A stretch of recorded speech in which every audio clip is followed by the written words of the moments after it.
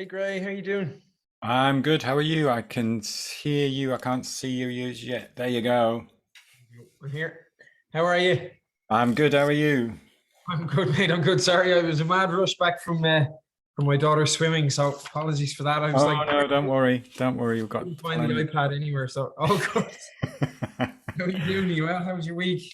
Yeah, it's good. It's gone quickly actually. Time does fly when you're having fun. Yeah, yeah. Have you been up to much?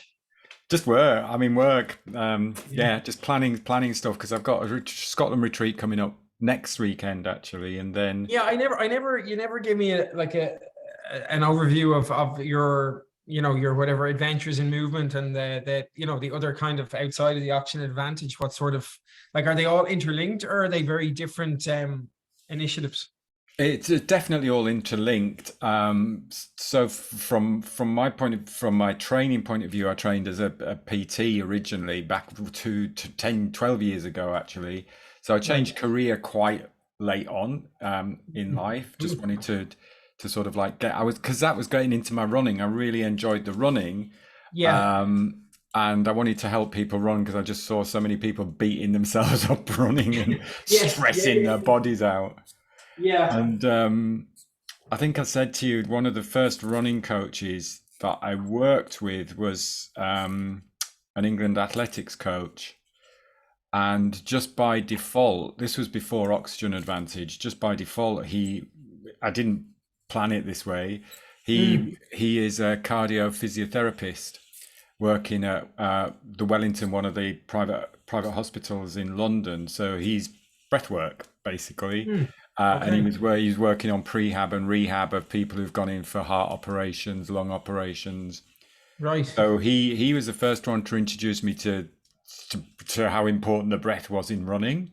Wow. So Okay. he was the first one to get me nasal breathing, interval training, nasal breathing, and really pushing it to that top end of your aerobic threshold, Right. nasal breathing. And so that's when I really decided I wanted to change career because I was enjoying the running. And I just wanted to make it a career basically. So I did the Yeah. PT, did a chi running course, Yes. which is I think Katrina McKieran, the Yeah, yeah, yeah. No, I know. I know. I actually did. I did that probably. Oh God, I'd say about 14 years ago now. At this stage, out in the Phoenix Park here in Dublin, yeah. like kind of after she wrote her book and after she kind of got through the whole Olympic stuff, and that became kind of the. At that stage, she was doing free workshops over a number of weekends, like Ah, up to a Dublin Marathon. Obviously it's a bigger thing now, but yeah, like I really enjoyed it. But I think I wasn't at the right where I am now, where I'm kind of willing to listen to others and try to create change. I think back then I was probably, sure, look, I have to run, I have to go fast, you know what I mean? So I wasn't at that yeah. right place in my head. But yeah, no, that's cool. So you did that, Yeah, and then I think like yourself, when I was working with Robin, the running coach, he wasn't teaching technique as such, but what he did do is taught the technique through the breath work, which I thought was mm, fascinating. So it was like just yeah, if you get out of breath, you know you're doing too much or you've pushed yourself beyond right, what you want, what you should be at, yeah, depending on okay, what type of run you're doing. So yeah, yeah, if you're doing fast 100-meter sprints, you can hold your breath basically for 100 meters. But if you start off, as you know, if you start off a marathon as imagining you doing a fast 100-meter sprint, it's just not the right way to do it. So it was just those yeah, really subtle things that I sort of right, learned from him, that actually not to push your body beyond what the breath was telling you to push it.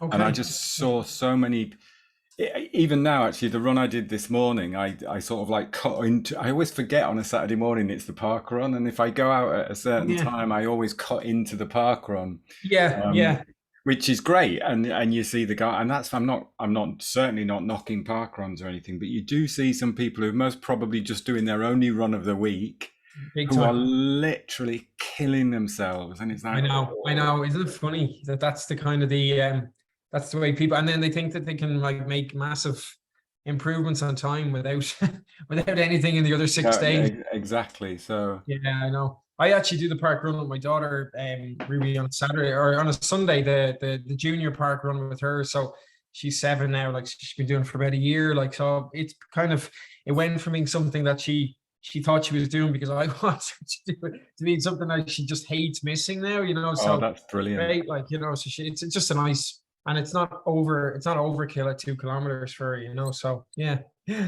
So No, I it's all think good. that's really good when, because he's giving people that accessibility that you don't have to pay. You are getting a time because, like we know, it's important to challenge yourself because that's Mm, mm. part of Yeah, good stress that you're putting on the yes, body. But we don't want to kill yourself.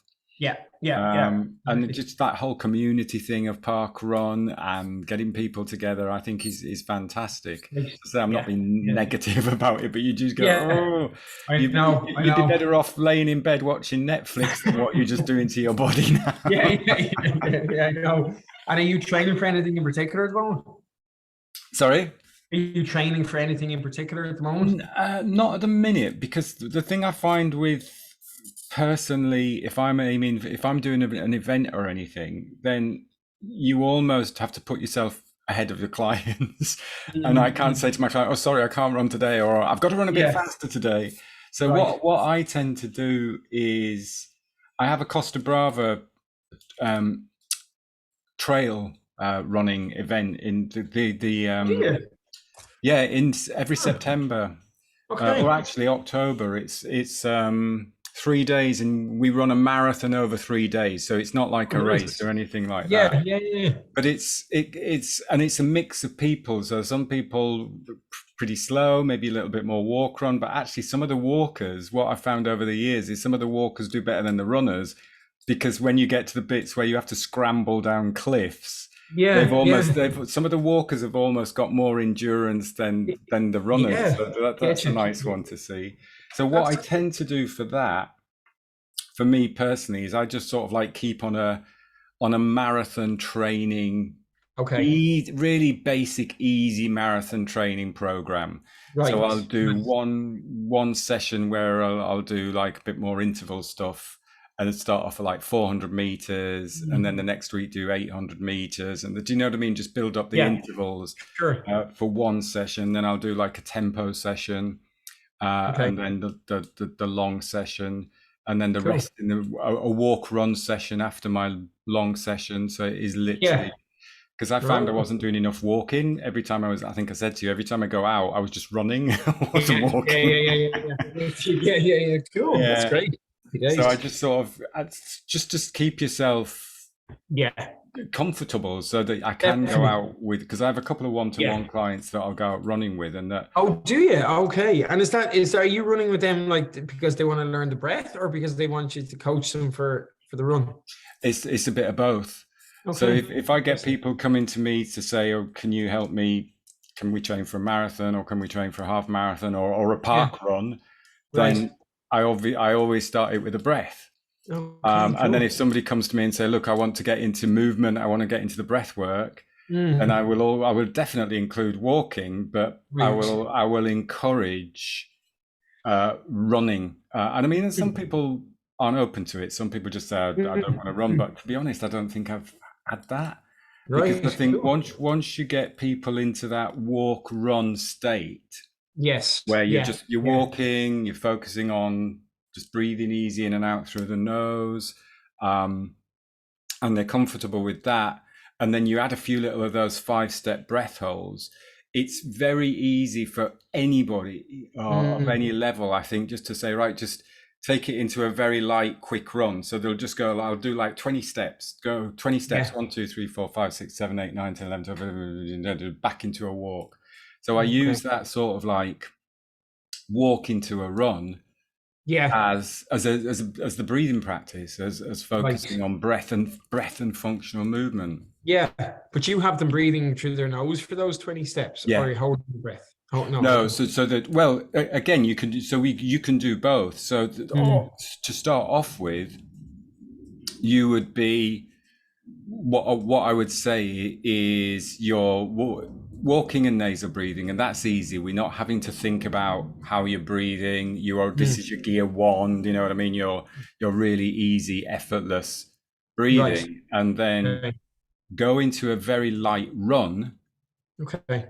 And I say 20 steps there, but it depends. So what I would most probably cue is say until you notice any change, any major change in the breath. So if you start to increase the volume Mhm. quite a bit, or if you Yeah. start to increase the speed of the breath, Yeah. the breath rate, or if Right. you feel as if you're getting out of breath, then you Okay. just come back into a walk. Right. Right. And you're not even, do you know what I mean? Then we're not saying, right, now we're going to run. It's almost Yeah. like I would just say to them, we're going to do 20 quick steps. Right.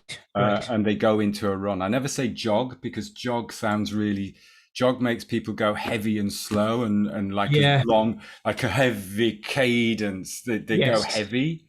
Yeah. Yeah. Um, so again, it's all that language stuff. Is just take light Yeah. steps, take it into an easy run.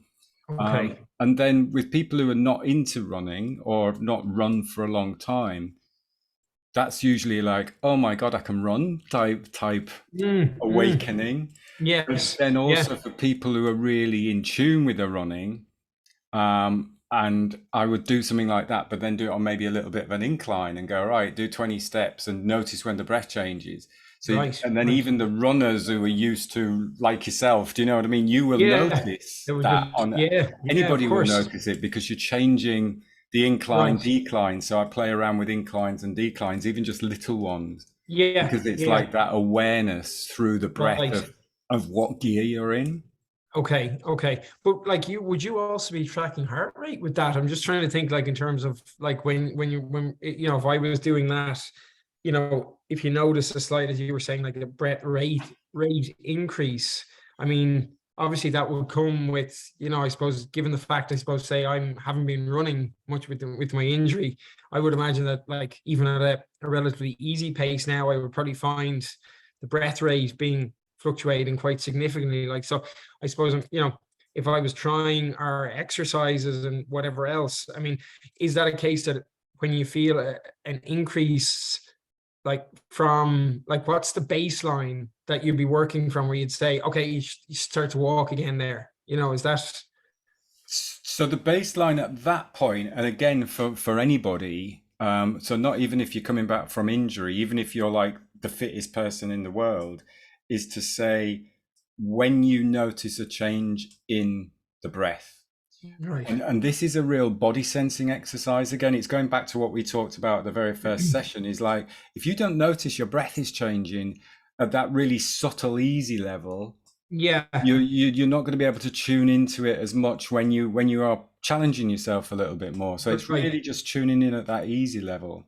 Okay. And one of the instructor trainings I did, because I do the instructor trainings as well, I can't remember if I said this, I don't think I did mention it to you, but we had about five people on that training. So I always keep the training small, and one was an Olympic athlete, so obviously fit. So he's Yeah. an Olympic slalom rower, and fitness, he can do walking on his hands and everything Right. else. So he was obviously the fittest guy there. There's a couple of personal trainers, so they're fit as well. Mm. And I did exactly this exercise with them. And he was the first one to go back into a walk. He was the Wow. first one to go slow down. And Yeah. he'd actually gone to that point where he was just noticing that first change in the breath. Right. Whereas Right. everybody else was going past that a little bit and going, oh, I can run a little bit longer. Yeah. You Yeah. see what I mean? And I really Yeah. wanted just, yeah. Yes. Yeah. Okay. Okay. That's it. But but would you be? So you're not attributing that, like when if you obviously know he's fit. Like what makes you kind of go, okay, I'm obviously something. Does that mean that you have a functional issue then? Like, is that pointing towards like you need to do some work on your breath, or is it like just a case of tuning your mind to it, like it's there, but you just need to tune it? I that's the only thing, like I keep thinking, like how do you, like, obviously this is so different and you're trying to focus on the longer term, but like, do you equate when you identify that quite soon after you do that exercise, that someone has a problem? Do you No, call it a problem, or do you just call it a? no, I would say the opposite. Because Right. if you're saying to someone, notice any first signs of a change in your breath rate and your breath volume. Think about Right. it logically. When you're going from a walk to a run, Mm. the breath rate will change. So that's the point that we're putting across Okay. from there. Okay. But it's Yeah. like, when do you notice that first change? So how can you notice the subtlety of that Mm. change? Okay. So it Okay. doesn't mean to say that he had a problem. Yeah. It just means to say that he is more aware of how he's noticing that the change in the breath.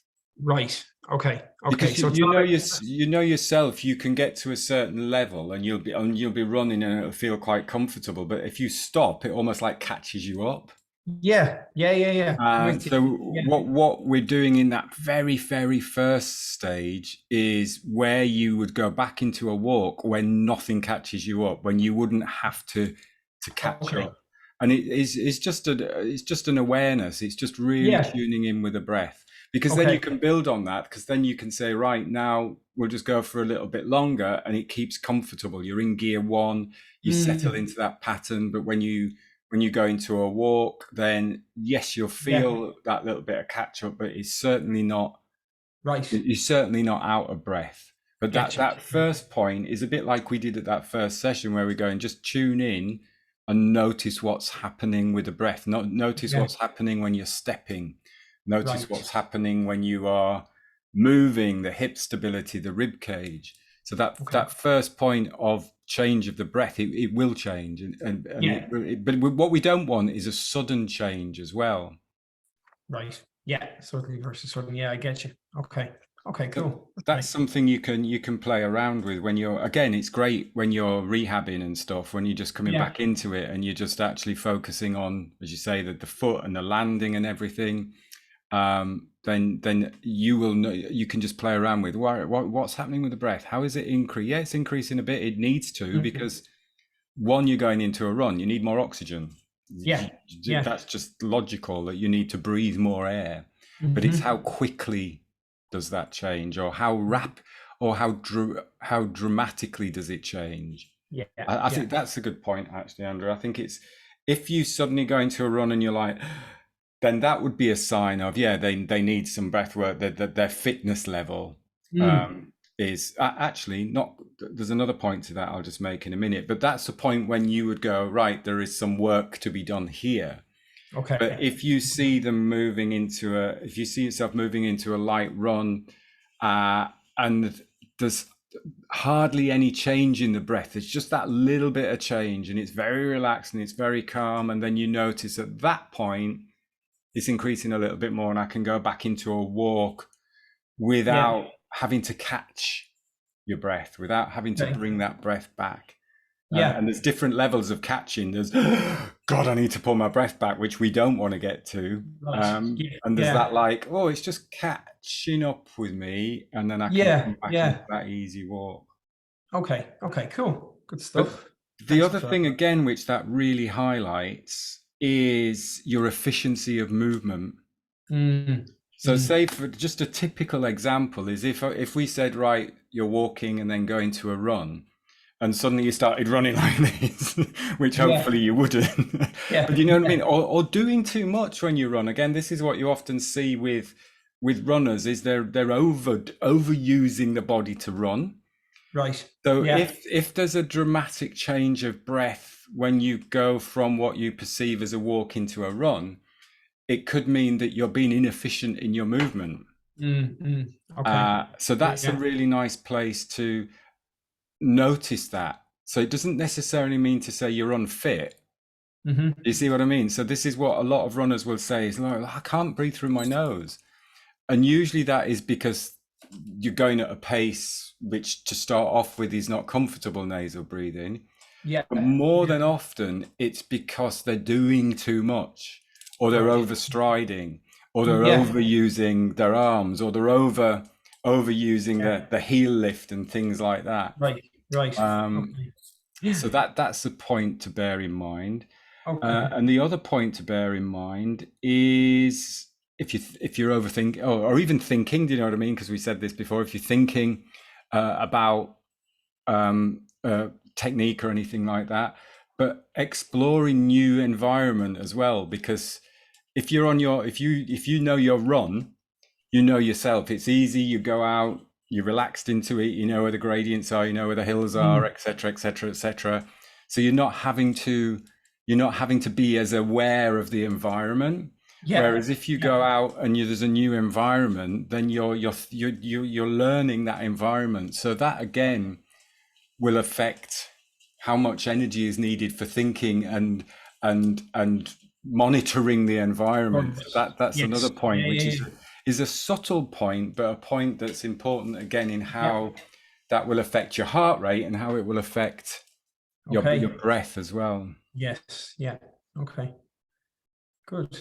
And my last question, just on that, before we kind of move to whatever your plan for the day Before we start, this is really just like, are you like when you're doing your instructor training? I'm sure, like we talk about anaerobic aerobic, anaerobic. I mean, is there a certain point where you would be saying to people like me, you know, there will come a point when it makes more sense to breathe out of your mouth, or you know what I mean, in terms of like that, if you're in anaerobic state, you know, it may feel it's okay if it feels more comfortable to do that. To your point, if you're, you know, I guess this is where the patience comes in, but like if you happen to end up like down at the running track with your club or whatever else, and you're suddenly kind of, oh God, this is a bit of, you know, and you kind of fall back into, okay, I am breathing through my nose, but I'm breathing through my mouth because like trying to breathe through the nose is just killing me, you know.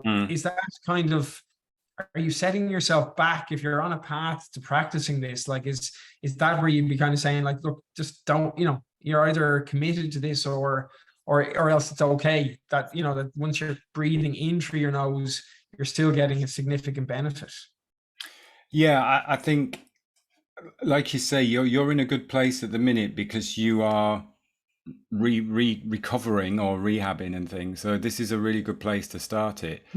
For someone at your level, and as I say, if you're a club runner, if you're in the middle of training or something, it is challenging because you're giving them that extra layer to focus on, and something that, if it is new, will maybe slow your pace a little bit in training runs. I mean, the one thing to be aware of is, I'm sure you are not, because you cannot sustain a pace to run a sub your 2:30-2:35 marathon out of breath. So I guarantee you are not running around going so it's not like that. Right. That is really struggling, and that's really where you're really going to be damaging the body.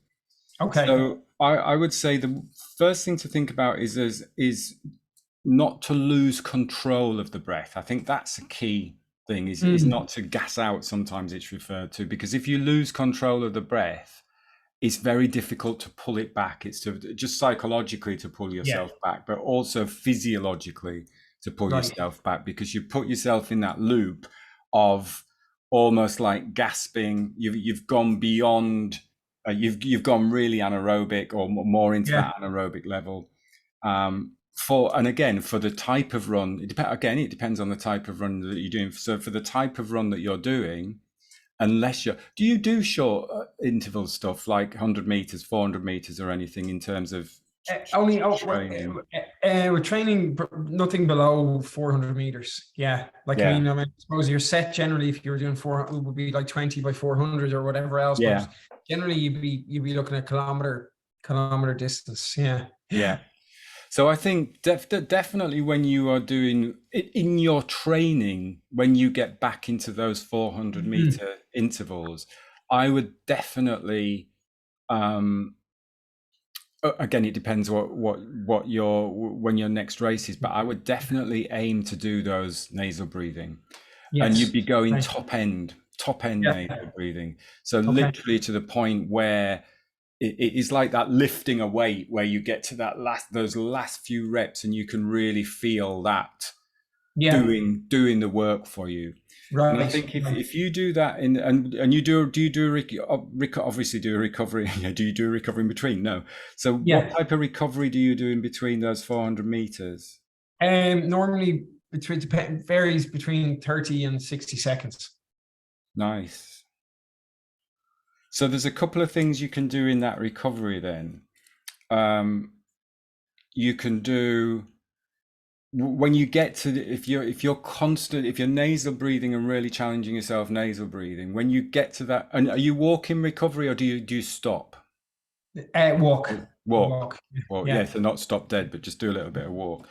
So there's a couple of things that I would suggest you can play around with in that recovery is, first of all, blow off that excess CO2. So use that out breath. So take a fuller breath in. Okay. Yeah. Couple of out breaths, because think of what has happened when you were doing those 400 meters. It's almost like you've kept the cap on with your nasal breathing. So you're really challenging yourself. You're really going, I really want to blow off CO2, but I'm not. I'm going to have that training effect of letting it build a little bit more, build a little bit more, build a little bit more, build it a little bit more. So when you get to your recovery, a couple of big full breaths in, clear. Think about Qigong. It's like that cleanse and clear, just let it all go. And then go just 2. If you go more than 2, and again, if you've got time to play around with this, if you did like 10 of those, you'd find that next one, maybe next 400 meters, it might be quite challenging because you might have blown off too much CO2. Yeah. Okay, that's true. So what I would do is do a couple of those and then go back to nasal breathing. So that might still feel a little bit challenging. Okay. Because again, you're putting the plug back in, or you're putting the top back on. So it's like the kettle's boiling again. Do you know what I mean? Yeah. It's building up a little bit again. Right. Okay. So you've definitely got that sort of thing to play around with in your training runs. And so what I would be saying with that is, obviously you're measuring. You're doing that on a track as well, presumably. Yeah. So you're obviously measuring your times on that. But what I would say I would set aside a time when you say to yourself, the whole intention of these 400-meter intervals is not the time. So make a note of the time and say, oh yeah, that's great. I've managed 10 of those and they're in the pretty same times. So do all of that. Don't aim for those. Don't aim for that as the intention. Okay. And maybe do like that for one. How many times would you do that? Once a week, twice a week? That'll be once a week. Yeah. Once a week. So maybe 1 week you say, right, I'm focusing on the nasal breathing on this, and that is my goal. Okay. Can I really, really challenge myself? Can I get to gear 4 nasal breathing? Couple of exhales, and then back into nasal breathing, back into the interval. Okay. And measure things like, obviously, your interval times, but also heart rate. So that's a good one to see. So measure heart rate for that interval. And yeah, so I measure heart rate, anything that you measure for that interval, but it'd be interesting on the heart rate. And then say the next week, do it as you would have done it. So just run it. And if you feel you need to breathe out through the mouth, if you feel you just need that out breath as you're pushing it a little bit more, then do that the next week.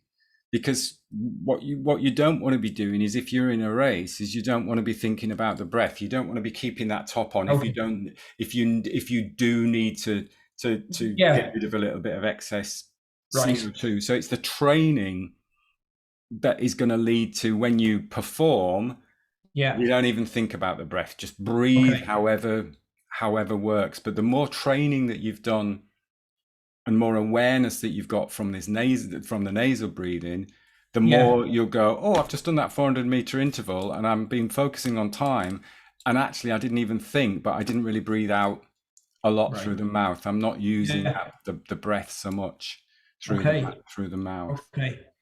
And the observation that I had on that, though, with the nasal is it normal to feel like that maybe you're breathing more when you start to do the nasal? Like I'm not sure if I am or not, but I kind of feel at times when if I'm just, at the moment, I'm just doing like a 10 or 15 minute like treadmill warm up, very easy, like before I go into my footwork and my resistance training. But like, sometimes I feel like I'm trying to do our drills, but I sometimes feel like that I'm possibly breathing more through the nose. Like, I know I'm familiarized myself, but it's not it's not that as you said, I'm really focused on the breath to the point that I'm almost more focused on that than the running, so I'm thinking I need to definitely take more, I need a breath here. It feels like I should be, because I think because it's just that reaction to the CO2 is still, kind of, you can feel it kind of weighing up on your chest. So I'm feeling like I'm fighting that. Like, I can feel that building, but I can also feel like that as a result, I'm trying to do this faster, thinking that maybe it's going to make me feel a little bit better than trying to just hold and be comfortable with the fact that I feel a buildup coming in my chest. I don't know if that makes sense, but it's kind of like I feel like I'm not possibly sitting with it enough, that kind of way, like where I'm thinking like that, and more breaths through the nose might make me feel a bit better. I think again, if you're running easy, if you're running very, very easy on a treadmill, you shouldn't even have to think about how you're breathing or pulling more breath in. Right. Do you know what I Okay. mean? You almost want to feel as if you're walking, and Okay. do you know what I Okay. mean? From your fitness level, when you go from a walk to a run, Yeah. that's where you want to start off. So the 400 meter is the top end, but Yeah. unless you find that bottom end, that ease of breath at the bottom end, it's Yeah. going to be even more challenging to get to the top end. Makes So sense. that Yeah. Yeah. that's why the breathe light, that just the Right. easy breathing and everything is so important, because that's what sets your foundation. Yeah. You see Yeah. what I Yeah. mean? Yeah. So say if we were breathing like this in sitting posture, which you wouldn't be, but then obviously when you start moving, you're going to be out of breath when you get out of a chair, basically, if you're breathing Yeah. hard and heavy. Right. And I Right. think I think again, you're most probably just very slightly overthinking nasal breathing Okay. in a way. But Yeah. I think there are a couple of things, again, like we said last week, that we can look at today, because I just want to look at the rib cage position, Sure. because Yeah. that idea, that's like you said last week, that idea of maybe feeling as if you can't breathe out, it could, Yeah. and again, can't guarantee that, but it could be just the way your rib cage is placed is balanced, because Yeah. if the rib cage is slightly flared, or you're pushing out a little bit, then the Right. diaphragm's it's difficult to breathe out, Yeah. because Yeah. the diaphragm isn't coming back up into place. So we can have a little look at that. Right. And the other thing that I think will help, and you can explore and play around with, is the pelvic floor, because I think this is something that when we're talking about breathing and diaphragmatic breathing and breathing biomechanics, we forget the pelvic floor. And a lot of females obviously focus on the pelvic floor, Yeah. but men, when the men focus on the pelvic floor, they don't really. Right. But Okay. actually, Yeah. the Yeah. pelvic floor is key, because it's connected to the hip flexors. So you Okay. see what I mean? Right. So say if your pelvic floor is tight and pulling Yeah. up all of the time, Right. you're not gonna be able to have that freedom and space in the hips, which will Right. restrict your stride length. Of course. Yeah. Yeah. And also, so if so, that's how that the breathing can be connected to stride length, because that fascia is connected all the way through down into the hips. Like we said at the beginning, down into the feet. Yeah. It's not just the diaphragm. So if we're only focusing on breathing from here to here, you miss Okay. out this whole connection down in the pelvic floor area as well. And it is more difficult for guys to feel an experience, but there's a couple of little things you can play around with that I'll share with you as well, which Okay. which And is is quite the pelvic floor an amalgamation of bone and muscle intent? Is that it's not a specific muscle, it's an area, is it? it's an area, but it's like it's specific muscles that are all intertwined. So Okay. they're Okay. in the hips. It's in the hips, and it's around. Right. It's like if you just pull up as if you're going to stop going weeing yourself, so you just Yeah. squeeze up. That's Yeah. a typical pelvic floor exercise that a lot of people will do. They'll pull up and squeeze. Okay. But that's like doing a bicep curl. There's you're squeezing your biceps, so you're tensing, you're doing that Yeah. concentric contraction. Right. What we miss in pelvic floor work is that eccentric contraction, Because when you Okay. breathe in, you want that pelvic floor to respond to the diaphragm coming down, which means it gives a little bit. So it's a bit like a trampoline at the bottom, Right, right. but Yeah. we never train the pelvic floor to do that eccentric contraction.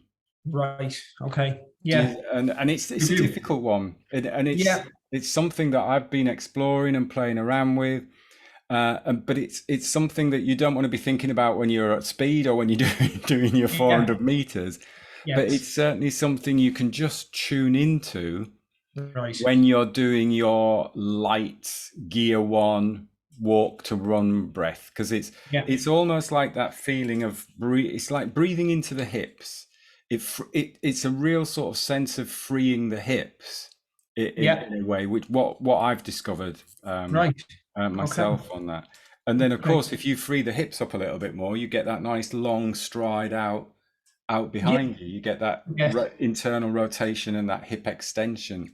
Whereas Hmm. if we've got tight hips, you have to fight against tight hips and go into overstriding, Yeah. which is more effort, which means the breath rate goes up. Of course. Of course. Yeah. I'm with you. Okay. Extension. Okay. Good stuff. Okay. So there's a Cool. couple of things I'll give you that aren't in the program, but I think it'd be good for you to play around with and have a little explore and have a think about in terms of the breath work.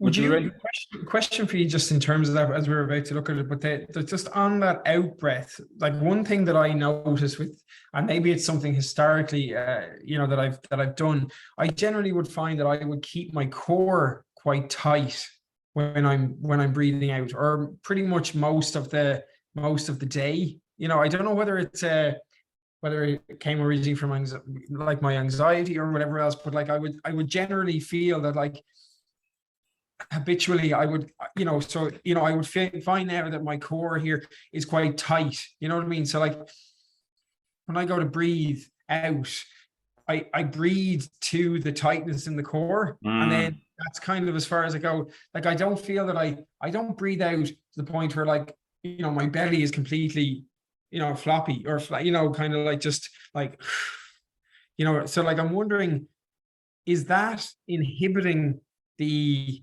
is that why my out breath feels potentially somewhat shallow, like as in what I was saying to you was sometimes it feels non-existent, like as if like it's gone before I've even started, and I'm back to breathing in again. yeah, yeah. I don't know if that, like, I don't know to be honest with you, I don't know how you feel like when you breathe out.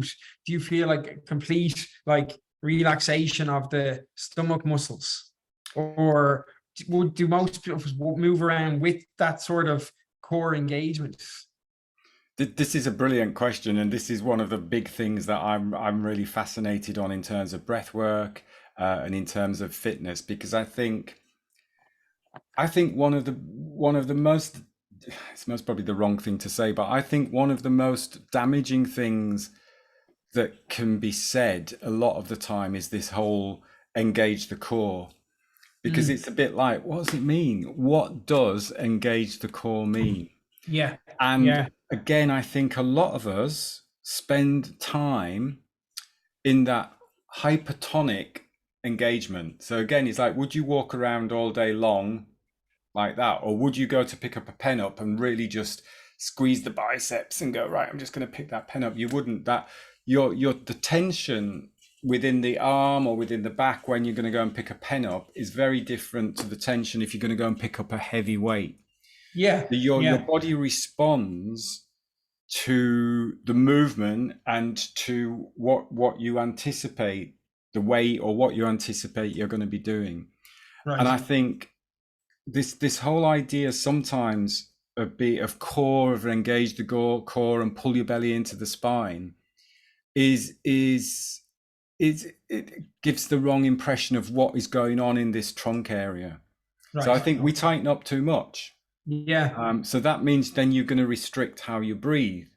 Now, right, obviously, when you're running, you need a certain amount of stability because otherwise you'd be on the of floor. course, yeah, But yeah, if we are constantly tight in the core area, and whatever we mean by core, in those external muscles, which what tends to happen is you tend just to pull everything in here. if you are chronically tight there, they never release. Mm, So this ties in with the pelvic floor, because the pelvic floor is part of the core. Do you know what I mean? It's part of yeah, that cylinder area. of course. Yeah. Yeah, yeah. But also the head position makes a big difference, because if you don't think about where the head is and where the upper spine is, that's really going to affect what's going on down in the middle. So if you're just constantly Right. pulling in at the middle and pulling the belly towards the spine, I literally Yeah. ran past a group this morning, and they were going belly in towards the spine, and I'm like, yeah, it works in certain cases, but don't do it all the Yeah. time. I sound as Right. if I'm Right. really being negative about everybody else teaching exercise. I'm certainly not. Mm, It's just one of those things that I find is important for people to be aware of. So right. actually, when you breathe out, if we do an active exhale, so just do it now as if you're going to blow out a candle. So just like a Mm. quick, and you can do it standing or sitting. Okay, one sec. Sorry. That's all right. I'll jump up as well. And so just stand from, let me go on the other camera, then I can see you as well here.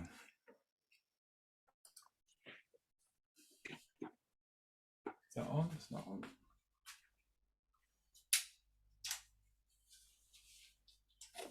Should get, that's it. Let me just move that microphone out of the way. Can you hear me okay there? Yeah, I can. Yeah, yeah. Tell me if you can't hear me.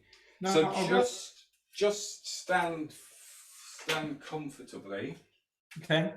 Now I'm looking over, if I look over to that side, it's because I'm looking at you on the screen there. I'm not ignoring Yeah. you. I know my camera's there, you're on the screen there. Okay. And just stand normally and just do a few out breaths. So just focus on as if you're blowing a candle out. So you're just doing, so through the mouth.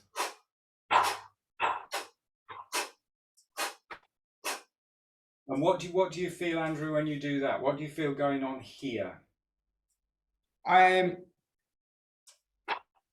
So if I like, so I would generally, if you ask me to do that now, blow out candles, I would feel like that I'm tight here, like that the core is really, that the abdominal muscles are clenched. Whereas like I would never, so if I like completely let that loose, it feels completely different. Like it feels like a breath I've never really experienced. So the first one is right. So when you blow the candle out, you want to feel as if you're actively pulling that diaphragm back up. So it is a deliberate,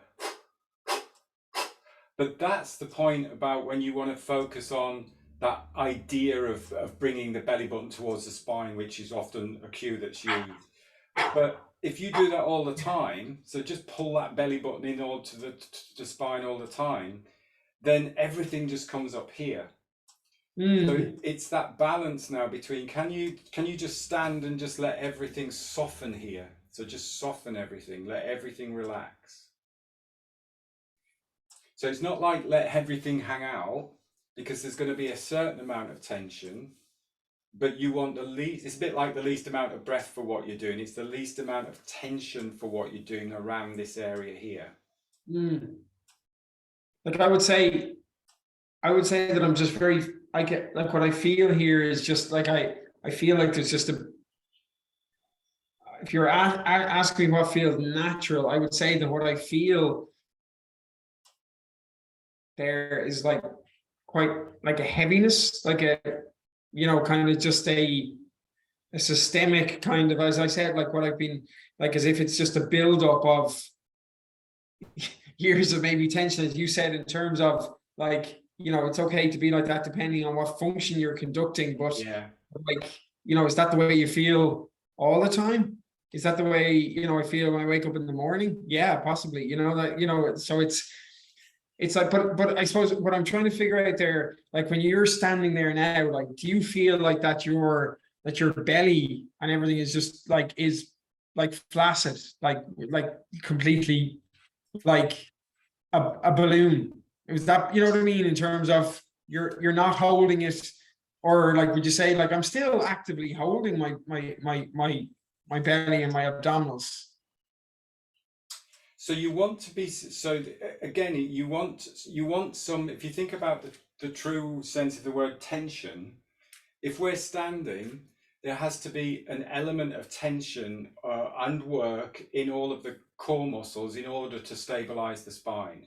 So you don't want the belly just to be floppy and flaccid and everything like that. Yeah. So Okay. standing is very different. If you're lying down, so if you lay down, then you can completely let go of the belly. You don't need any tension there.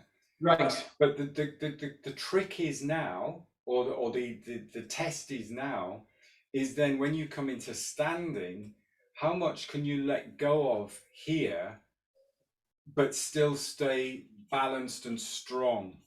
So it's like, say for example, I'm stood here and I'm really holding tension in my arm. So I'm really tightening my arm. I don't need to do that. I can let my arm relax. You see what I mean? So you wouldn't stand there with your arm like this. A lot of people do. You know what I mean? You'll see people standing and there's tension. So it's where do I need to be strong, but then where can I soften? Right. And a simple way to focus on this is, obviously you've got your feet connected to the ground. So there's a real strength, even just in standing with your feet connected to the ground. So you're strong through the legs. But again, I'm not tensing all the muscles in my legs. I'm strong through the legs, connected to the ground. I'm strong through this pelvic area. The hips are nice and strong. And a nice way to think about it is the back of the spine is strong and lengthened up, but the front of the spine is quite soft and relaxed. Okay. So think of the strength coming up the back of the spine and the back of the body, and the front of the spine or the front of the body is can relax and you can soften, particularly these lower ribs here. Yeah, like here feels like when I'm breathing out, I feel like relaxed here on the ribs, but I think it's here in my stomach that I feel like I'm carrying too much tension. Like I feel like if you're asking me, I would say I feel like for what we're doing right now, which is just holding our weight up, I feel like there's a there's too much of a build up there, and so that's why I'm trying to. I guess I'm trying to figure out like what does a better way feel like, that sort of way in terms of it's not that like but it's kind of like so when I hold that in my normal, if you just said like show me what you normally do, like I feel that my exhale is like cut in half by what I'm feeling down here. So when I'm moving, I feel like my out breath should be a relaxing moment, but instead, like it feels like it's already cut short, and then I'm inhaling again. So I'm inhaling again, and then I'm cut short. So it never feels like, I don't really know what I should feel like with an exhale. You know what I mean? Like as in, should it be, oh, that felt fantastic, and now I'm back to, active, and then your exhale is supposed to be passive, but it kind of, I mean, it's just I think it's probably because it's another one that we need to work on, because I think it's a build up of something I've been doing, kind of completely subconsciously for years. I think, as you say, you explain it perfectly there. But the challenge is experience, because we all feel a different experience of this. But I think if you're aware of that's the starting point. Right. And I think it does sound as if you're maybe just holding a little bit too much tension here. And the way to discover this, and again, this goes back to how Qigong works so well, and what they used to do in training all their armies and everything, is they used to do the standing postures. And you think, oh, why am I just standing here for a long period of time? Actually, if you think about the logic of it, if I asked you to stand like this for an hour, your body would go into, right, where do I need to be strong? So it would only focus on the point where it needs the tension. And it will let go of tension where you don't need the tension. So it is things like just not practicing how do I stand, it's standing for a little while and allowing the body to find its own natural balance. And Yeah. that's a really nice way of doing things, rather than you going, oh, if I do this or I do that or I do the other, you then end up overthinking. So one of the really simple Qigong practices or standing practices, there's loads of them, but the one I would suggest you do is the bamboo in the wind one. And what you do is you bring your feet together. Yeah. And the reason why we bring our feet together is it just narrows the base of support. So it's actually gives the body more work to do to find its natural balance. Mhm. And then you bring your hands to cross just below the belly button. So you're going on towards those lower abdominal muscles. Mhm. And you just, if it's safe to do so and you're comfortable to do so, you just close your eyes. And then just allow the body to do what it wants to do. Just let it rock. It'll rock, sway, might start spiraling. And don't worry, don't think, oh, I have to stand like this or I have to change that. Just see what the body is telling you it wants to do.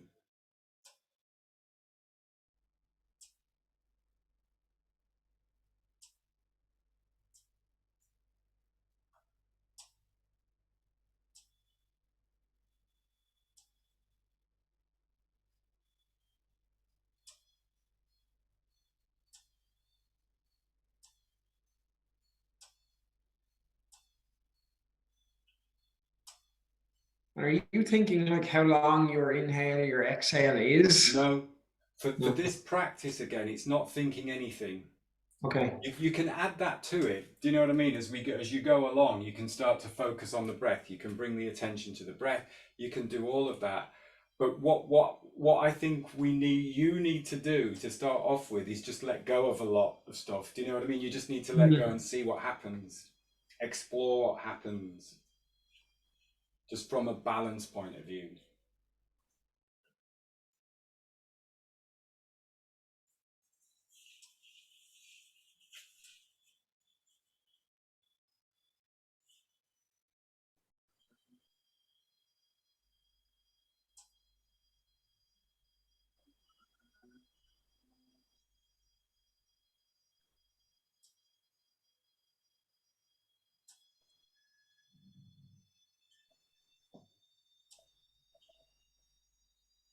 And then when you're ready, just open your eyes and just step out a little bit.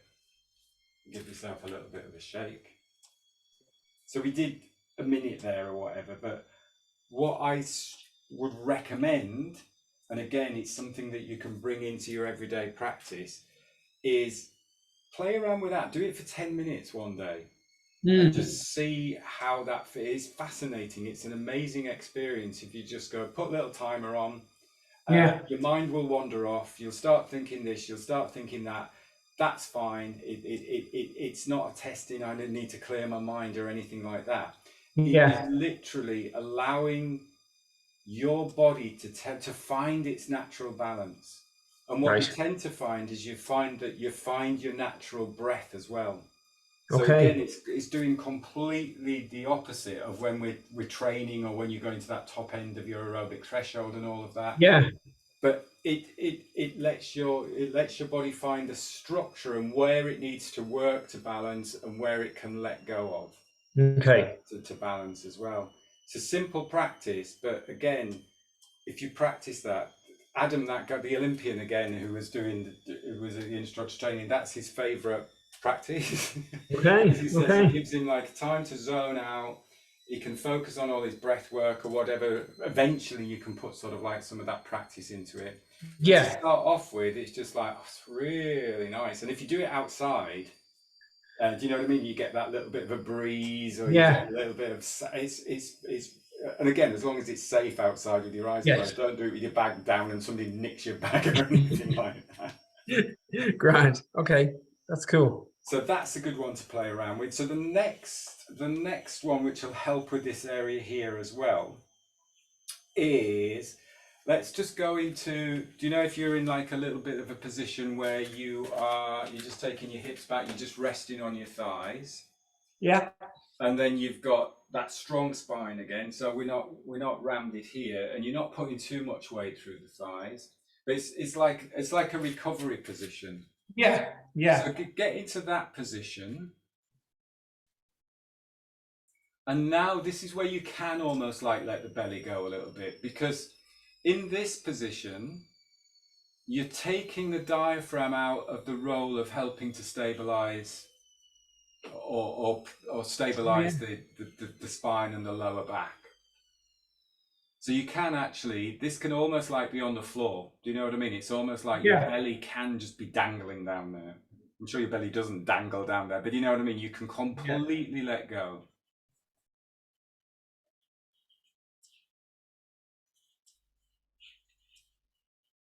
So you don't have to hold any tension in the belly or in the muscles. Do you know what I mean? The core, the outer core muscles. It's a completely different feeling. Yeah, because we've taken the diaphragm. The diaphragm doesn't now have to stabilize. It doesn't have to stabilize the spine and help with that standing posture. And now also what you can do is breathe, focus the breath into the back of the ribs, into the lower ribs at the back. And if you want to take a few fuller breaths, that's fine. So it's just breathe, focus where your breath is in the back of the ribs. And if you think what they did with a lot of the COVID patients, they turned them over so they could breathe into the back, because this is where you get a lot of that oxygen uptake. So you're breathing into almost like breathing into the lower back, breathing into the kidneys. Think of breathing into the kidneys. And again, Andrew, if you want to just take a few fuller breaths just to really get that sensation, then that's fine. Just you can take a fuller breath in through the nose, really expand into the kidneys.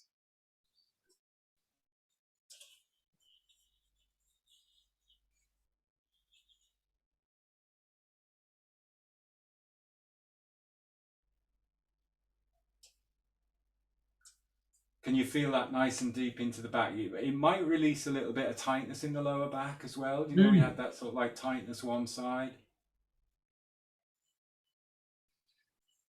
So it's creating that space in the lower back and in the kidney Should area. you expect the same level of? That's always something I find with the yoga breath, and when they talk about the ribs and into the back of the ribs and stuff. Like obviously, like when you're breathing here, I like on your sorry down here, you can feel the movement in your ribs. You know, that expansion and can the moving out and inflating ribs. But like obviously, like as you come around here, is it right that they feel more rigid? Like that, you're not going to feel that same sense of, oh, they're up and then they're back down. Yeah, because if you think again, if you look at the structure of the rib cage, it's not going to move as well at the back as Right. it does at the front. So you're not going to get that exactly that same expansion and lateral movement as you do in the back of the body. Yeah. But Yeah. what we want to do is we want to see if we can create a little bit of space there, because quite often there's just no movement in that back. So you Okay. can do it where what you can do is you can put your hands on the ribs, on the lower back there, and you can just breathe in. And a nice way to do this actually is if you come up to standing, so come up to a normal standing position and put your thumbs, can you hear me all right? Because I'm standing Yeah, I away can. from, Yeah. put your thumbs into those lower ribs on the back of the body. Yeah. And when you breathe in, tuck the pelvis underneath. So you're just doing that so you're almost helping that expansion. And you can move the ribs out. So it's here where I've got my heart rate monitor on. So I'll just take my heart rate monitor off. But it's here where you are feeling it in that lower back. And it's not a big movement, but just tuck the pelvis under just to exaggerate that movement.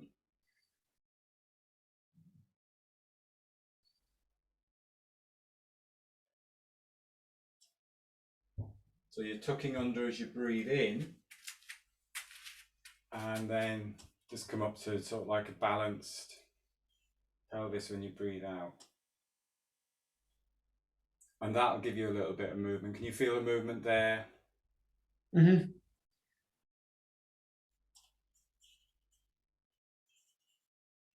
And you might find, again, because I'm tight a little bit down that right side, I find this side, I have to breathe a little bit more in there. It gives a little bit more space in that right Okay. side. You might find that with your left side.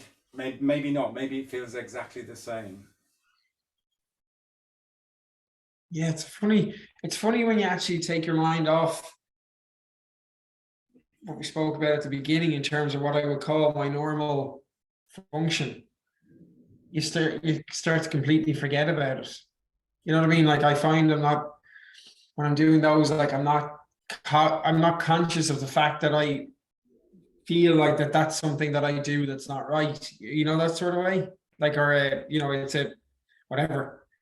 No, you don't like me to use the word not right because it is what Yeah, it is. I mean, not No, optimal. you know That's what a I good mean? Like one. it's funny, like when you take your mind like off it and you actually start to kind of look elsewhere, Yes. you can kind of forget like that pattern. No, definitely. That's a really good point. I remember having like, like little calf niggle and stuff, and you're running and you're going, oh, my calf's a little bit tight. And then I remember running into loads of nettles on the other side. So running back, I was like, oh God, I've got nettle stings all down my leg, and Yeah, I'd yeah, forgotten yeah. about the calf on the other Yes, side. yeah, exactly. Yeah. Because it's that whole other side of the body is stinging. But it does. It's interesting. It is just where you pay attention. It's this simple mind body connection, and we can all think it's a little bit woo woo. But if you pay attention to a certain part of the body, you can bring awareness to it. You can make a difference to that area as well. Yes. Okay. So there's the breathing in the back there. The other one that we can do when we're standing, we'll go back to, sorry, I'll let you finish writing your notes.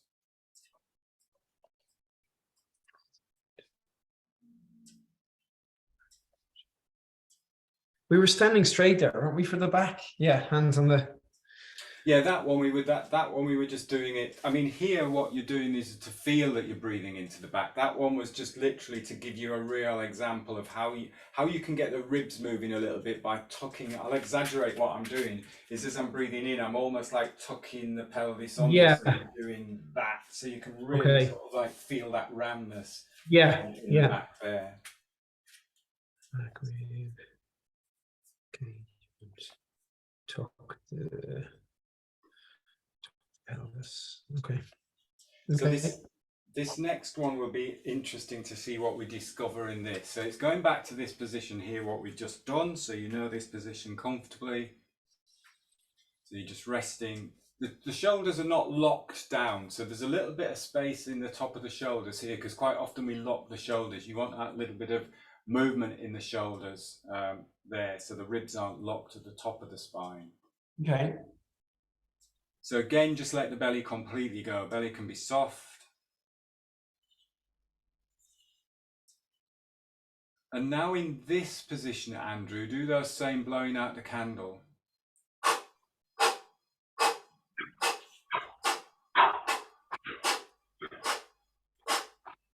So you're really pulling that diaphragm in. Just do a few of those. Sorry. Am I conscious of the? Should I not? I don't feel the same tightness. Good.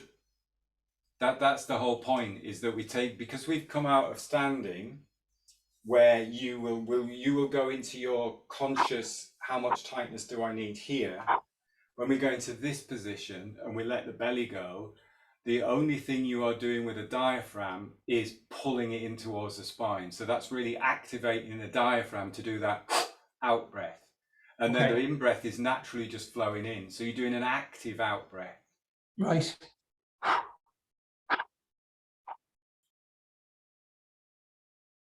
So you can physically pull the belly in towards the spine, pull the diaphragm back up.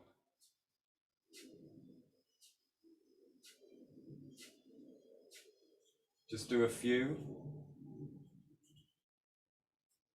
And then take a rest there.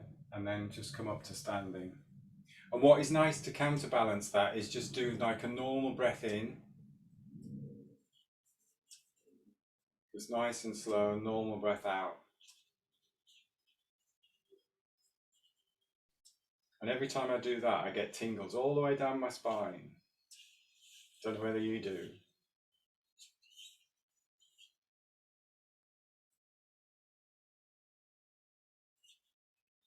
And then just take a rest there. So I would play around with that as well, because you actually don't have to worry about, am I holding too much tension here? Because you know you can let go.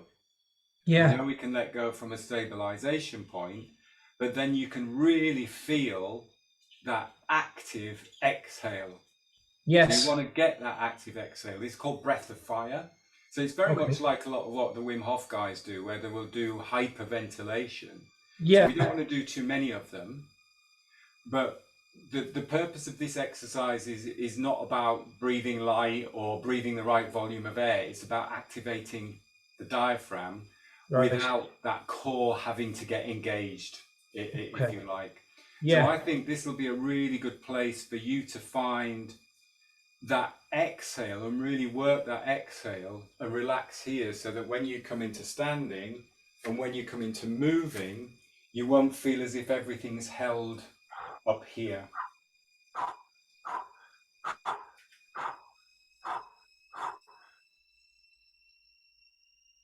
And it's nice to always counterbalance that with some slow breath. So here you just take a nice slow breath in through the nose, nice and easy, very quiet, very soft, and then a breath out. And I would do a couple of those.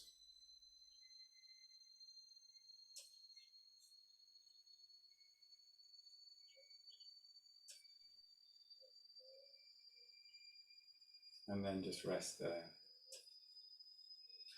The other really good thing about that recovery position, and you might want to have a play around with this on your interval stuff.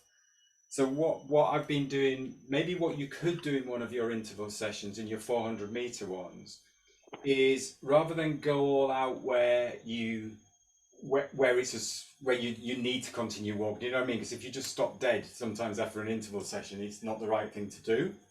But if you go like 80% of what you would normally do a 400 meter, so you are pushing yourself and you are challenging your breath.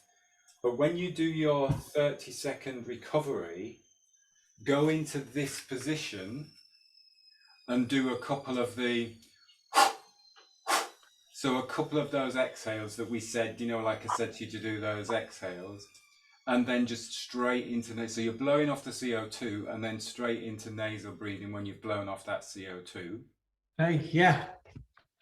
That is a really nice way. And I'll tell you what, and again, this is just anecdotally, this is just what I found with myself and with some clients, is this is the quickest way to get your heart rate down. Right. Did you know that you're looking to get your heart rate down about 20 to 30 beats as quickly as possible between intervals? This position, I can watch my heart rate in a good way plummet. And I've only done a couple of the exhales. So I've blown off the excess CO2. I've given my core a rest, if you like. I've given all of this a little bit of a rest here. And then I've come up, and then what you could do is go into walking and do a couple of these. Right. And that is again, if you're checking your heart rate and recovery rates, it's a really good way of recovering.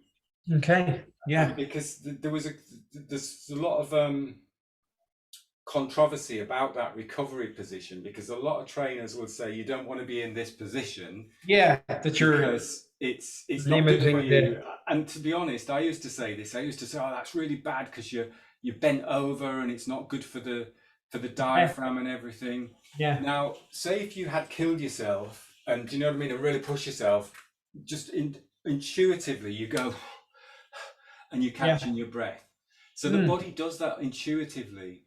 All we're doing here is we're going to, before the point where we are knackered and desperately trying to recover, you're going before that, and you're using it as a very deliberate breathe into the back of the body, relax the diaphragm. So you're using it for a real intention. Yeah. And what I've found is there's a big difference, because if you just keep walking, it takes longer to recover. Yeah. And there was a study. It was only done on females. It was only done on women. But there was a study of this position against what a lot of trainers were doing in this position, and this position got quicker recovery. And that was a that Okay. was a that was a research study. Yeah. Interestingly, one of the OA instructors who is a rugby player, which I never thought about, talks a lot about body language. So again, if you're in a team sport and you see your opponent in this position, you go, right, I beat him. So Yeah. it's like a sign He's of broken. weakness. Yeah. Yeah. Right. And bizarrely, when I've done this as well in my training, so I don't do it on a track, I'll do stuff outside. And a couple of times I've had people come up to me and say, "You all right, mate?" And it was really weird. So it is a natural, body language wise, it says to people, I'm struggling to get my breath back, I'm recovering. Yeah. So it shows intuitively it's a good recovery position. Right. We're Right. using it before we need it, if that makes sense. Yeah. Yeah. Yeah. No, that does make sense. Yeah. Yeah. Exactly. So you're at that 80% mark. Yeah. Yeah. Okay. Yeah. And have a little play with that and see how that works with your recovery. Okay. So I Cool. definitely think that is going to help with all of your positioning of the rib cage. Yeah. Yeah. Absolutely. No, that's really good. That's great. Yeah. No, I kind of feel that's definitely kind of probably almost the foundation of, not specifically the stuff in the oxygen advantage in terms of like the, kind of increasing your ability to utilize the carbon dioxide, but more so getting this right first, getting the Yeah, foundation right yeah. first, Get you this know? right first. The easy bit is holding the breath. Yeah. Anybody can do that. Do you know what I Yeah. mean? You Because the can reason hold. that I feel the reason it's kind of like the oxygen advantage thing in terms of saying, well, like if you do this when you're walking, then you're going to do it when you're running. So like I kind of feel that if I'm walking around and I feel and I'm telling, like, I know you can't sense what I feel, but I know that there's an innate sort of subconscious tightness there. So then if I'm running like for 5 hours straight in the mountains, and that's the way, I don't like, I would imagine it's having an effect on the breath. It's having an effect on the tightness, as you said, in across your pelvis and hips, to the point that, like, well, how is your breath actually helping? How is my breath actually helping my body to, contract and relax at the right times? Is it possibly keeping me in a heightened sense of tension throughout that is ultimately eventually building up to injuries and whatever. Yeah, there's great points there. So what you've got to think about is, obviously there is a certain amount of think of like I say, tension in the true sense of the word is here. There's no tension in the belly. You can let go of the belly, but there's tension in the legs in a good way. You're using the legs and you're using the spine and everything. So when you then come up to standing, what we need to find is how much do you need that isn't overusing. So if you came up to standing and then I said, right, pull the belly in towards the spine, and just do that, just really pull the belly in and stand there with the belly really squeezed in, really tight, you wouldn't stand there like that. You wouldn't be able No. to last long standing there like that. Yeah. So we need to then find what is the minimum amount. It's like the breath work, it all ties in. What's the minimum amount of breath you need? So what is the minimum amount of tension that you need in various areas of your body? Because if you can let go of a little bit more tension here, there's less work going on, you're needing less oxygen, so you'll be able to breathe lighter. So although at first it doesn't seem as if it's tied in with the breathe light and the breath work, Yeah. it is, because it's about how efficient I am in this standing position. Yes. Yeah. And the more efficient I am, the more I only use the strength where I need it, and where I can add a softness to the body. It's not let go. It's not like everything's collapsed, because there needs to be an element of strength and an Yeah. element of softness. This is the yin and the yang. It's the balancing Yes. out. So what you tend to think of is the back of the body is the yin, the yang. So the strength is up that back line of the body. So what we talked about last week, plantar fascia, hip flexors, all the way up the back of the spine is the strength. Mm. And then down the front of the body is the softness. So it's that balance. It's the strength coming up the back of the body, the softness coming down the front of the body. Okay. The more you discover that in a standing posture, the more you then, when you go into a walk, obviously you're moving. So the core will be doing different things when you step with the right foot as opposed to when you step with the left foot. So again, just walk, pull the belly in, squeeze the belly in and walk, and you just can't do it. Well, you can, but it's really hard work. So it's Yeah. when you go into a walk, where do you need strength? Well, as I'm stepping onto this right foot, I need to be really strong down that right side of the body, but I can be soft on this left side. But then when I changed sides, the strength is down as he falls over the mat. The strength is down the left side. I'm soft through the right side.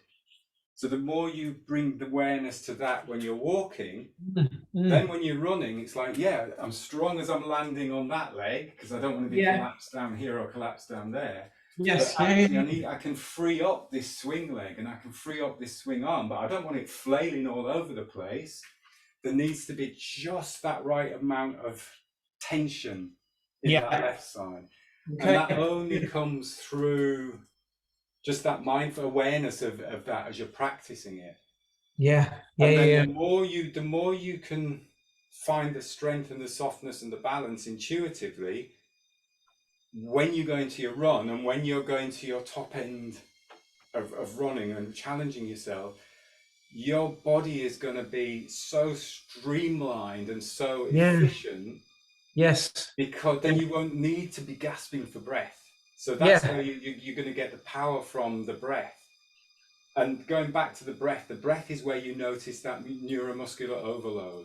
So if we suddenly start going, this is hard work, why is that hard work just going into that little bit of a movement? So although it seems like it's not oxygen advantage in a sense, so we're not focusing on the breath, you can see how it all...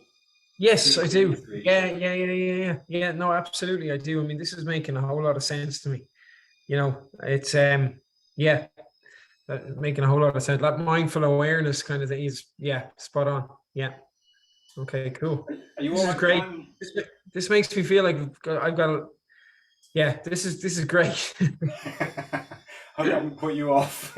No, not at all. No, you haven't. No, I mean, I'm glad that I was able to explain that to you because I do, I mean, look, I'm pretty like in touch with, kind of where I'm at and, kind of, as you said, psychologically, physiologically, so like I felt that this was an inhibitor, that I know we touched on last week, but now I feel like it makes sense not to kind of be like, this is wrong. It's more a case of, well, work through it. Let's work through it. Let's sense it a bit more. Why is that happening? What is it? So that's really, that's given me a lot of encouragement, I have to say. So you got 5 minutes, we're just finished, because I just want to I'm giving you a load of stuff, but I know you can absorb it all and go away and play with it. So I just want to do quick pelvic floor focus. Okay. Just so you can sense this actually. So bring the feet back together like we did with the bamboo in the wind. Okay. Keep your eyes open just for this one though, and then just bring your hands on that lower abdomen. So just really come below the belly button and just rest your hands on that lower abdomen. Okay.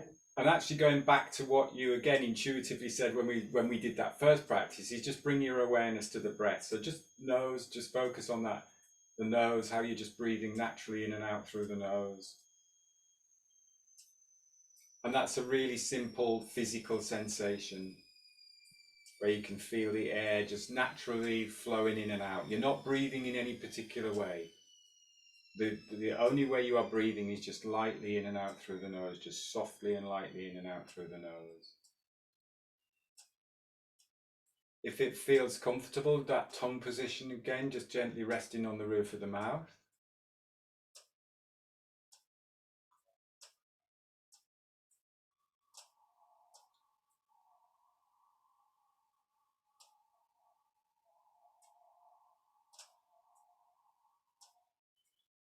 Think of that strength through the back of the body. So the heels, you really feel the weight through the heels connected to the ground.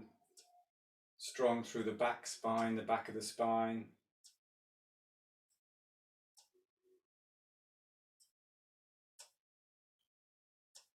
And then soft through the front of the body, through the front of the body, the front of the spine.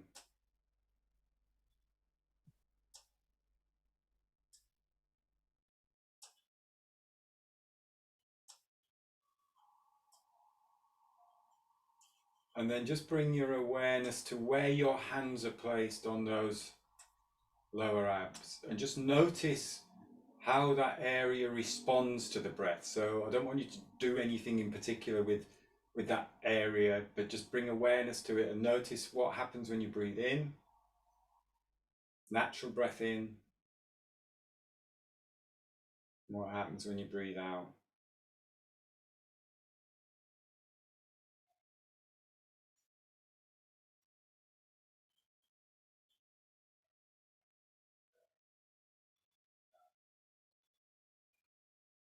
So what are you noticing in those lower abs, or that area where you've got your hands, Andy?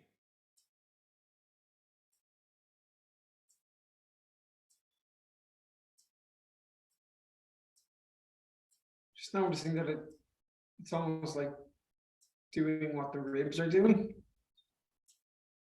in terms of, like, I can just feel the movement. I can feel the air in the back of my hands. Like, I feel like my hands are getting sweaty.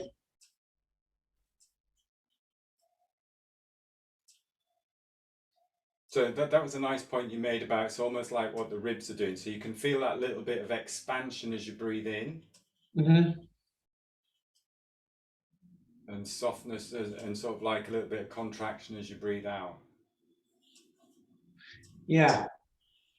Now I can feel that contraction, but it's like the contraction that I would have historically felt wasn't like what I explained to you half an hour ago. Was like, rightly or wrongly, I'd convinced myself that that's not not right. So like I feel like my head is going, you're pretty restricted there. That's not smooth. That's not light. You know, you're feeling quite stiff there. So there's not it doesn't want to be completely relaxed and let go of, because it's like that whole hip area. But it's just that awareness that as you breathe in, it's almost like you're breathing into the hips. So if you think about the focus on the front of the hips, if you breathe in, as you breathe in, it's almost like just feel that space a little bit in the hips and between the hip sockets. So quite rightly, as you said, that the rib cage is a little bit of three-dimensional expansion as you breathe in. Obviously the hips aren't going to do the same, but it's almost the same. It's just very, very subtly a little bit more space.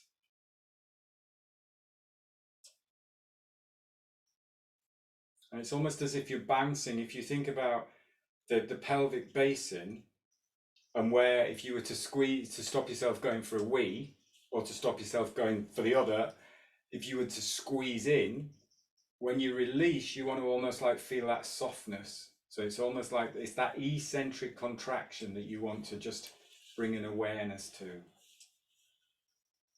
And again, this is really difficult, quite difficult to feel and sense, because it's not something I can show either. It's not like I can go like, do that with that muscle. Yes, yeah.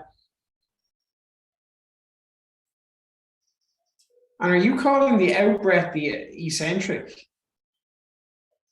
No, as you breathe in, what is going to happen with the diaphragm, it's going to come down a little bit.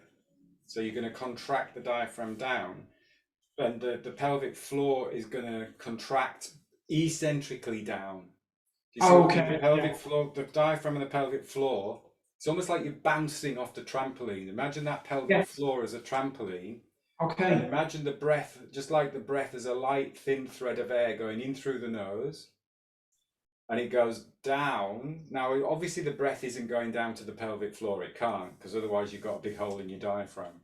But it's the response of the diaphragm coming down and the natural engagement of the core, in inverted commas, and then that you'll feel that little bounce off the trampoline of the pelvic floor as you breathe in, and then as you breathe out, it just comes back. So as you breathe out, it's almost like if you were doing an active out breath, you could squeeze the pelvic floor, you could blow the candle out. Yeah.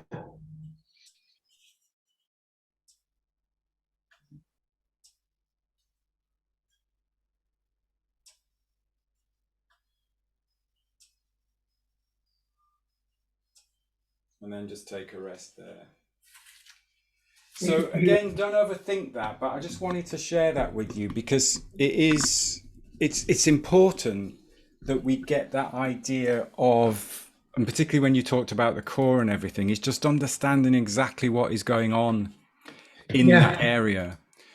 And obviously when you start to run and when you're going at top speed, there is more engagement there. There's got to be, because the torso has to carry the arms and the legs going at power, going at speed. So you don't want to be you're not going to be like, oh, this is great, my pelvic floor is doing all of this as I'm running. It won't do.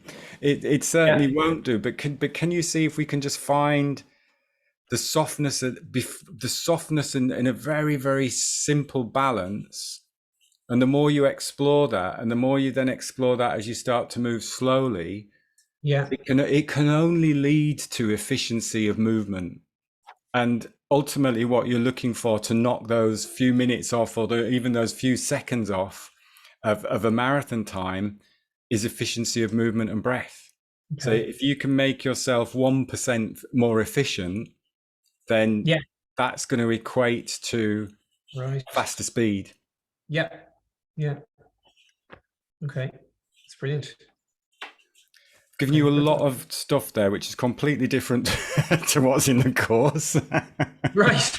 But I mean, there's additional stuff. Obviously, the good thing to practice that what is in the second module, that penguin walk. Yes. Yeah. Because that's a great one to do the breath holds to, because that also really relates to running as well, because it relates to as you step, we drive through that same side of the body. Yeah. So you drive, but obviously as you're running, that leg comes through, so that leg swings through. But just practicing that standing and doing that with a breath hold. So do you see you're doing like that? If you're doing gym work, you're doing like that ipsilateral work, that strength through that same side of the body. Yeah. So that's the one I would always do with the breath holds, as well as when you're walking. So you know you can do the breath holds, and you can put those in sort of like those 5 strong breath holds as part of a warm-up as well. But I think really just tune into all of this subtle stuff to start off with. And I think what would be a good thing to do is I'm away next week, and I'm away now till the beginning of July because I've got a couple of retreats. Yeah, that's cool. We're on holidays now for 2.5 weeks anyway to Tenerife. Oh, lovely. I'm not back till the 29th anyway, so yeah. Oh yeah, the same here. So what we could do is just book in another catch-up. So I know we've done the 3 now, but I've given you a lot of things to think about. It'd be good to do a little catch-up and maybe just check in with a Bolt, the maximum breathlessness test again, and just go through what you can do with the breath holds in some of your warm-ups as well. Okay. Yeah. Brilliant. Breath holds. Okay. And those any questions from what we've gone through today? No, just on the 5 strong breath holds. Is that like, I can do that even if I'm just walking in the gym warming up? In fact, I would most probably recommend doing that walking, because again, you're not putting your body on, you're not putting your musculoskeletal system under stress when you're doing that. So I sometimes do, I don't tend to do the strong breath holds that much running. I will do them maybe on a hill if you get a good hill, because it doesn't take you long before you're out of breath walking up a hill when you add that breath hold. Is that the equivalent of doing the Bolt but walking? Is that what you mean? Like, so bear in mind the Bolt is going to that. Bolt should be, you wouldn't do the Bolt walking, because we want to see where you're at in terms of your natural response to the buildup of CO2. So the Bolt is, remember, the Bolt is a comfortable pause. Right. But I Anything thought beyond, you had said to me last week about doing it to a maximal yeah. breath.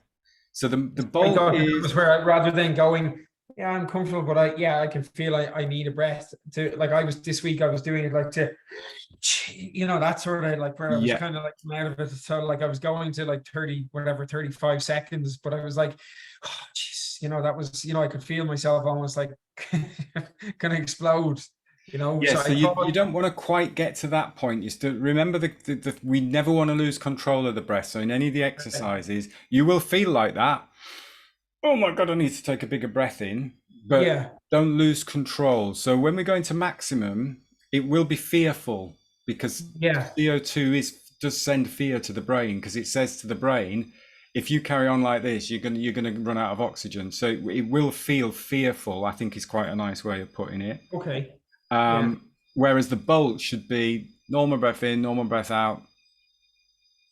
I'm comfortable with that, comfortable with that, comfortable with that. Yep, I can feel I need to take a breath. So that shouldn't right, feel okay. fearful at all. Right.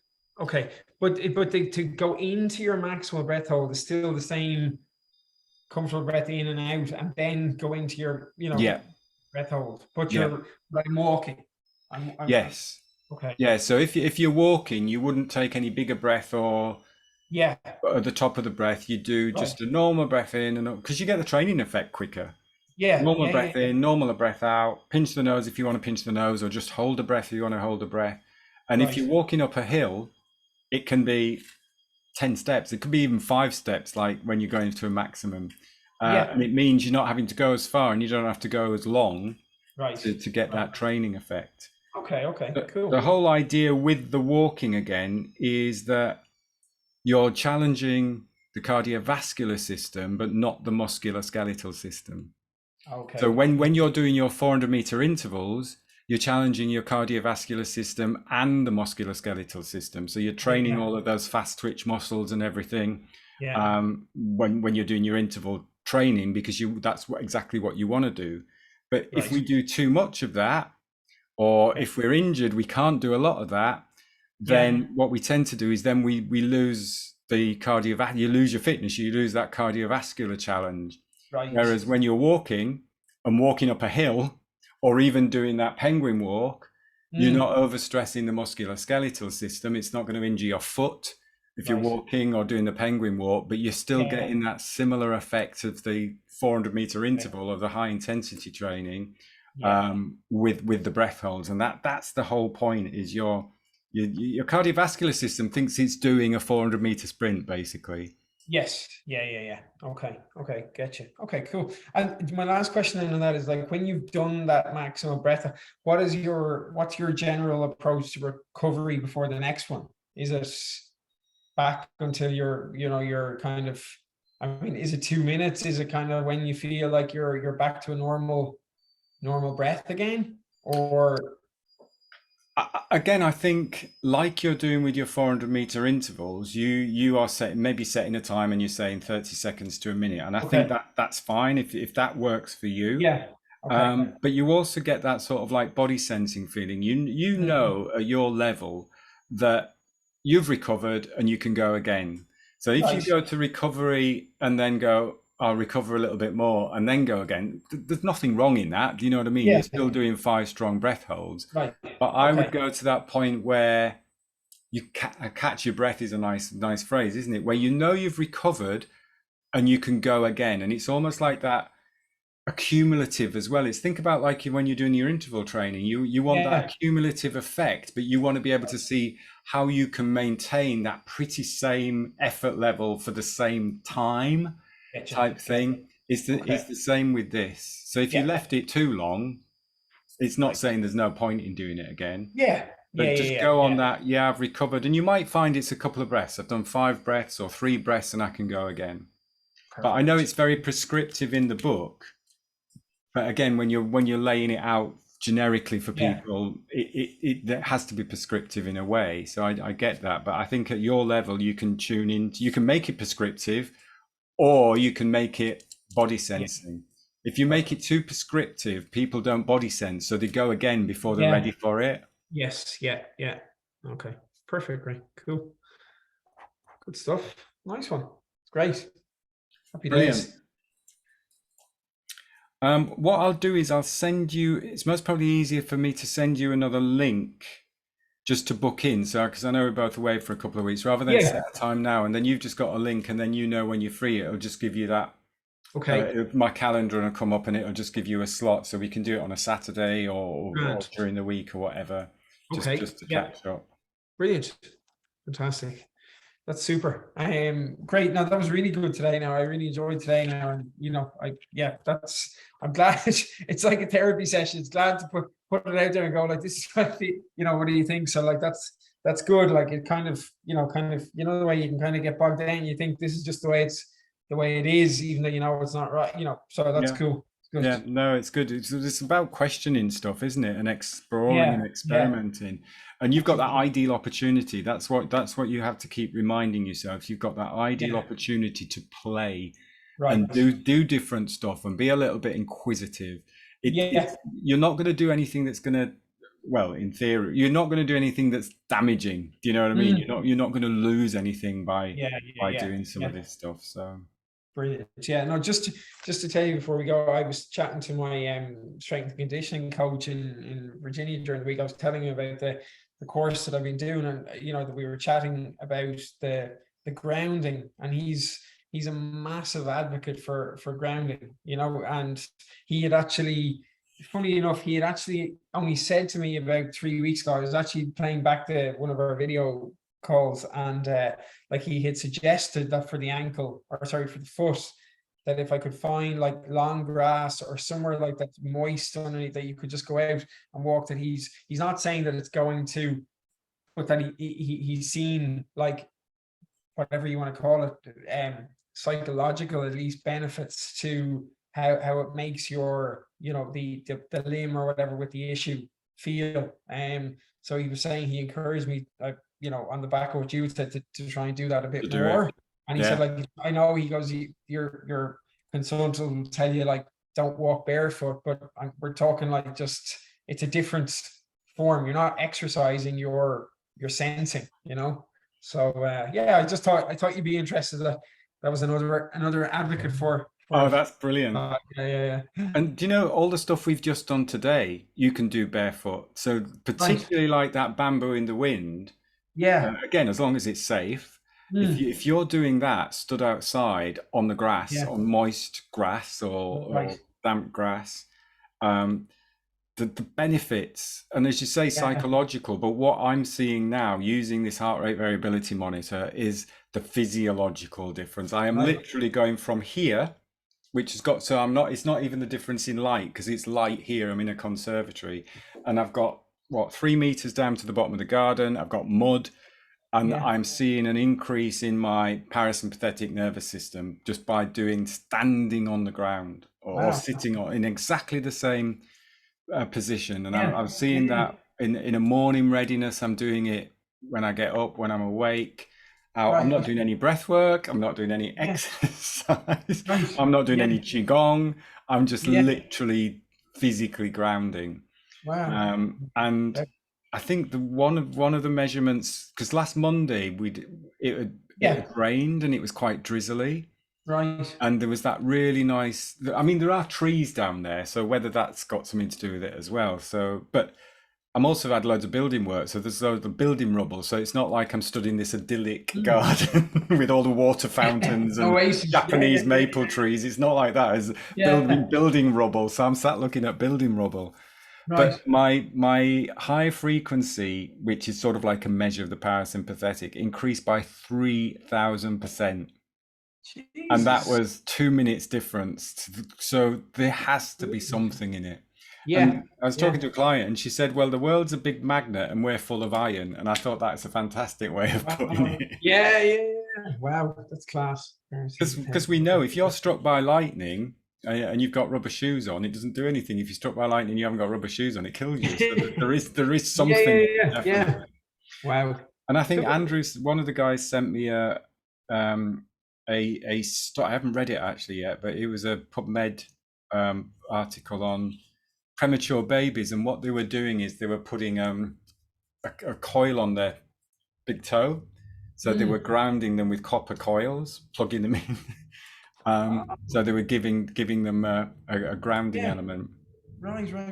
Okay. So Very yeah, good. definitely, I would get out there and Yeah. as you say, as long as it's safe, a little bit of walking, you're not running, Yeah. you're just doing some Yeah. gentle walking. Okay. All of the stuff we did today, you can do that recovery position, you can do the breath of fire stuff, this one. Yeah. Yeah. Okay. Brilliant. Happy days. I'll have to play back the video now and make sure I got my notes right. I didn't make any notes, so I'll have to try and remember what we did as well, because I've just thrown everything at you. Yeah. You're great. Don't worry. It was great. Happy days. Good Oh, brilliant. stuff. Oh, well, it's great.